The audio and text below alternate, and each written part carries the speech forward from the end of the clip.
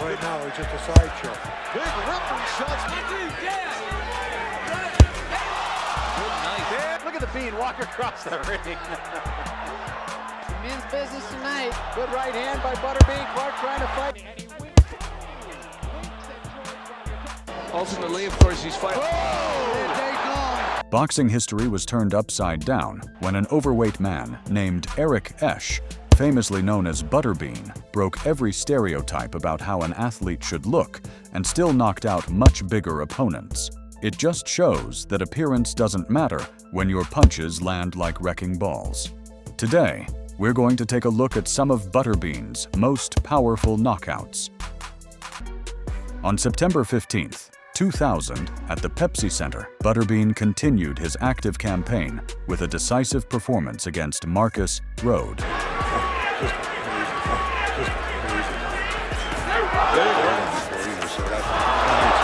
They can all emulate him and look like him and feel like him. Will fight one of the top fighters, or is he destined to? Luis Castillo defends for the first time against the former Rhode champ. attempted to neutralize exchanges through defensive tactics and clinching, but Butterbean's physical strength and compact punching combinations repeatedly forced separation on his terms. Rhode not exactly a ballerina in there, though.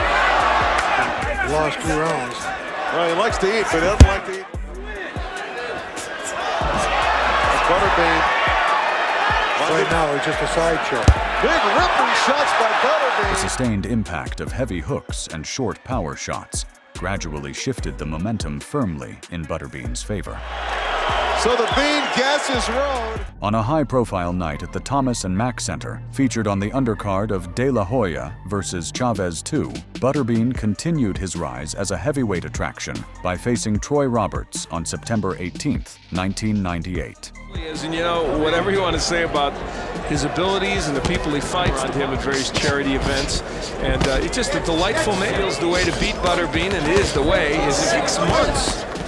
No, he has one round of boxing his last 15 months. Spoke to us beforehand. And so far in this first, Butterbean's had a hard time getting that overhand right in him. They had 10. Over the first 2 rounds, Butterbean's pressure and body head combinations gradually wore Roberts down, limiting his ability to move freely. Vegas after this timeout on ESPN 2's Wheel versus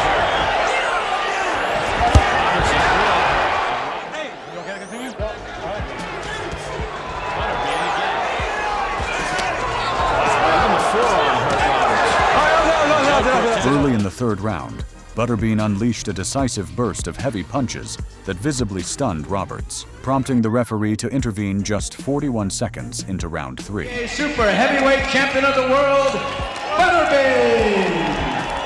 An early chapter in the rise of Butterbean unfolded on August 15th, 1995, at Arizona Charlie's Casino, where he faced debuting heavyweight Paul Springer. Scale at 420 and had to go on a Butterbean diet to I think he won the Butterbean lookalike contest, and he is a Springer can probably get it, but can he take it? You know, like most in their debut, Paul Springer can probably get it, but The punch sent Springer to the canvas, and he was unable to recover sufficiently to continue. The referee halted the contest at approximately 52 seconds of the first round, awarding Butterbean a knockout victory. Eric Butterbean Edge. On December 1st, 1995, Butterbean delivered a concise and emphatic statement against Louis Monaco at the Fantasy Springs Resort Casino. Bean. He will race across the ring and attempt to get Monaco, who is in only his second end of Butterbean. Wow, he's scary just coming at you. Demonstrating controlled aggression and precise timing, Butterbean quickly imposed his power. Bodybuilder's physique, just the opposite of Butterbean. He lands a good right hand. Oh, there goes Monaco, because he does have some power. Don't get into a shootout with a tank. So if Monaco survives and goes down a couple more times, we could have a 10-5 round. Now, sometimes fighters get hurt early against Butterbean, but they get a second. Good night. Dropping Monaco early before sealing the contest with a decisive overhand, right at 1:58 of the opening round. Well, that does it for this fight.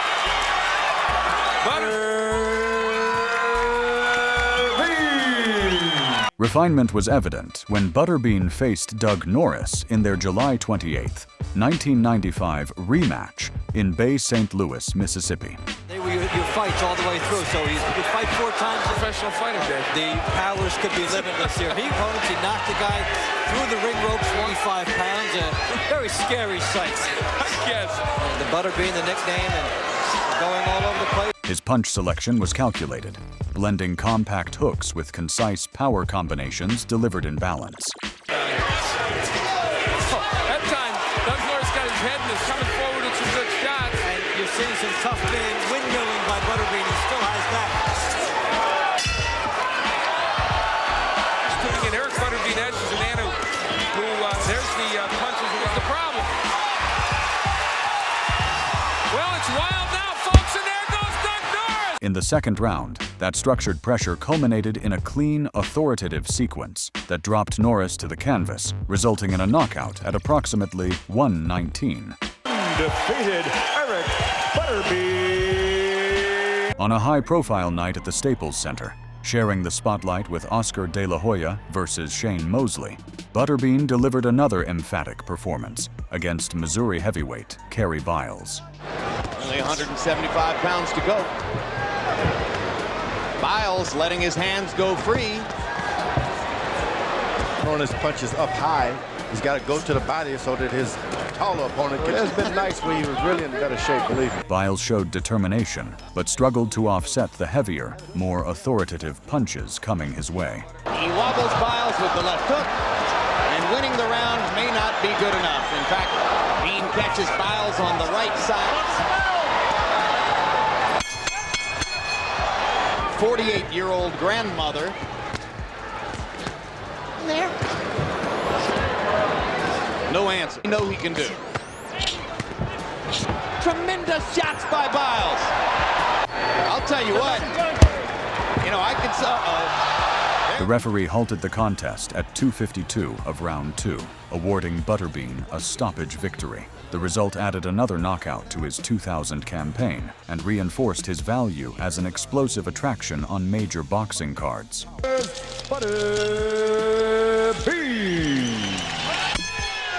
The difference in impact was apparent, as each clean shot from Butterbean disrupted Clark's balance and composure. First knockdown of the... Clark trying to fight back. Butterbean digging to the body. Down goes Clark. 7! Hey, give me your gloves, George. Look at the Bean walk across the ring. Men's business tonight. Good right hand by Butterbean. Clark trying to fight back. That's it. Midway through the opening round, Butterbean unleashed a decisive combination that overwhelmed Clark and left him unable to continue. And for the first time tonight, the crowd has a chance to stand. Under the bright lights of the Thomas and Mack Center on February 13th, 1999, with a packed crowd assembled for Oscar De La Hoya versus Ike Quartey, Butterbean stepped onto a major stage to defend his IBA super heavyweight title against Canada's Patrick Gray.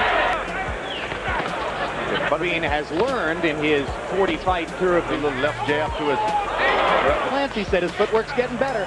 He's got footwork. Going to mount an offense. If he can't good right to finish the round, 10-rounders, he might have to give up. Graham attempted to remain structured and disciplined, yet he found it difficult to counter the champion's strength and compact power. Butterbean gap. Jab, he can do a lot. And Butterbean counters over the top of the jab. In his 9-fight Deliver the right hand. For Butterbean. Oh, the knockdown. And he winks at George while you're talking. As the bout progressed into the third round, Butterbean intensified his offense, landing a sequence of clean shots that shifted the momentum entirely. At 0:46 of round 3, the referee intervened, declaring a TKO victory for Butterbean. The 4-rounders, Butterbean. In a competitive heavyweight contest, Butterbean delivered a disciplined and controlled performance against Kevin the Rage Talon. He scored a third-round knockout against Patrick Gray because he fought on WrestleMania just last Sunday. He won a one-round. Kenny Keane fought in the main event after having turned pro, one of them against Talon. Rather than relying solely on power, Butterbean emphasized structure, maintaining ring control, and applying consistent, effective pressure throughout the bout. You know, promote himself. But obviously, how many fights does he have? 32nd knockout. And he sends Talon down, 42nd win, and a 32nd knockout. Lawrence in control in this 4-round bout as he continues to pound the overmatched Talon. Talon demonstrated resilience and composure, managing to withstand the heavier shots and extend the contest the full distance.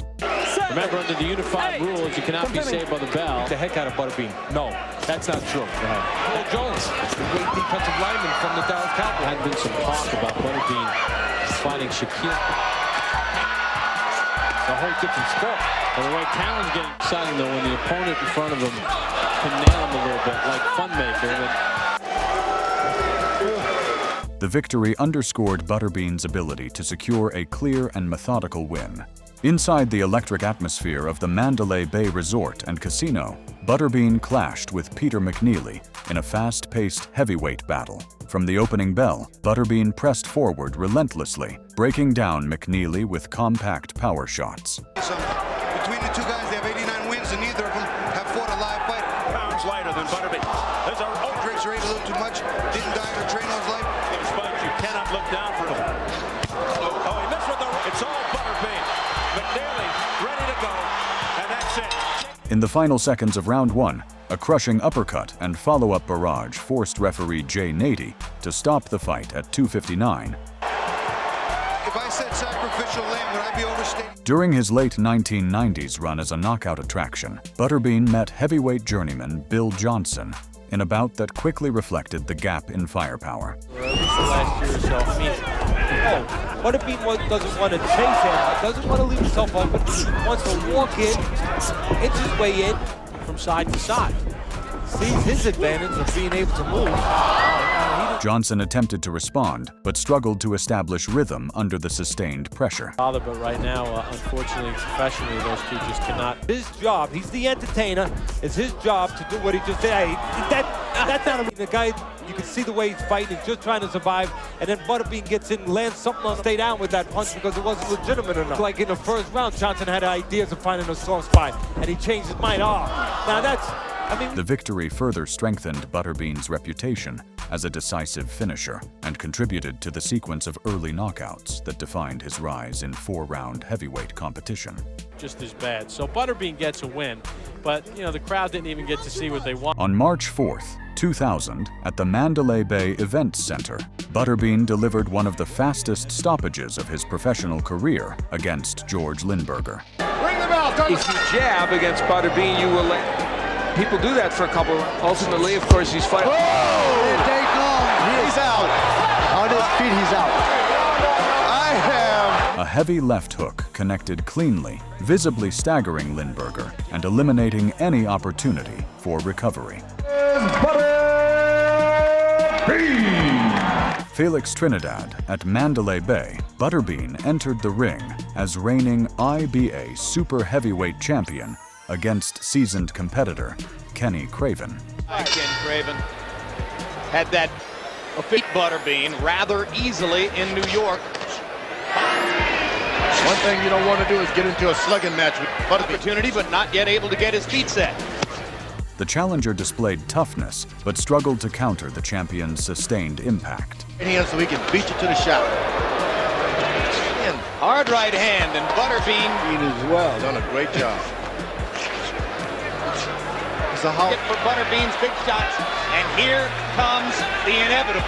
In the second round, a series of clean, forceful shots left Craven unable to respond effectively, prompting the referee to stop the contest at 1:55. At the Mississippi Coast Coliseum, Butterbean overpowered Rodney Phillips in a non-title bout that quickly became a display of raw strength. Good left hook and a real powerful right hand. What a waste.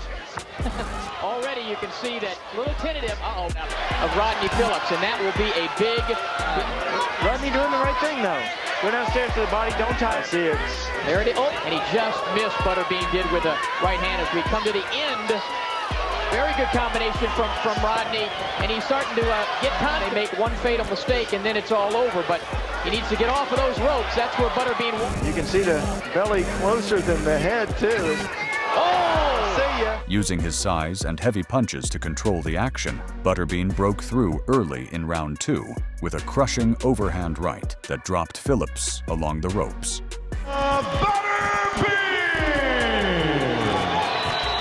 On February 25th, 1996, at Arizona Charlie's Hotel and Casino, Butterbean added another convincing victory to his growing heavyweight resume against Joe Wiggins. We have 4 rounds. Let's close now and go to work. Effective against Butterbean, obviously, is to move and jab, and that's probably what Joe Wiggins will do. ABC affiliates here. Calling because he lost one, so oh my, he's hurt! Box against the Bean. He ran the 400 meters. Well, that's what Joe Wiggins. Butterbean immediately established control through intelligent ring cutting and steady forward movement, preventing Wiggins from settling into a comfortable rhythm. That he is not facing.